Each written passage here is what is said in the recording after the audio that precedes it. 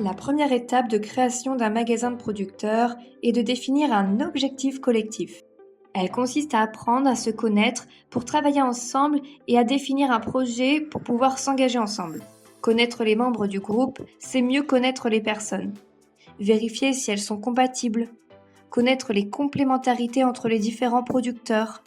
Les différents tempéraments qu'il y a au sein du groupe.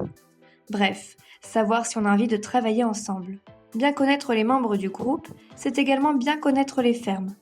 Connaître les situations personnelles de chaque ferme, les projets de chaque ferme, le fonctionnement de la ferme et les différentes évolutions techniques, économiques, etc. C'est aussi connaître les éthiques de production et la notion de qualité du produit que chacun a. Enfin, c'est connaître les atouts et les faiblesses de chacune des fermes qui composent le groupe. Bien connaître les membres du groupe, c'est également bien connaître les produits.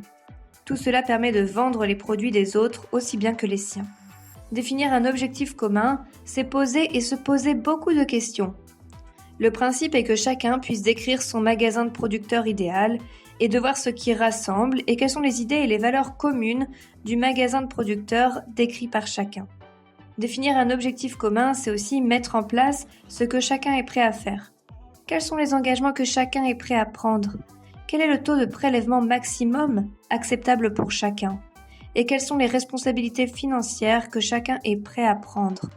C'est aussi définir en termes de fonctionnement collectif le temps qu'on est prêt à passer à la vente, au fonctionnement quotidien du magasin et à la gestion du magasin. Enfin, c'est définir les engagements en termes de produits. Quels sont les produits disponibles ? Quelle est la gamme que l'on peut proposer ? Quelle est la souplesse d'adaptation de la gamme et du volume ? Peut-on élargir notre gamme ? Peut-on augmenter ou baisser les volumes en fonction de la saisonnalité ? Et comment est-ce qu'on va approvisionner le magasin ? Définir un objectif commun, c'est aussi définir ce que chacun attend du point de vente. Est-ce que c'est pour augmenter le nombre de circuits de commercialisation ? Est-ce que c'est pour remplacer un site qui est peu porteur ?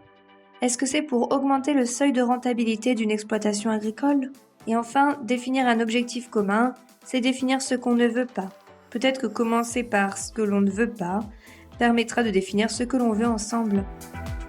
Le pôle Terre d'Envie Ségard peut accompagner votre groupe sur cette étape de définition de votre projet collectif de vente de produits fermiers.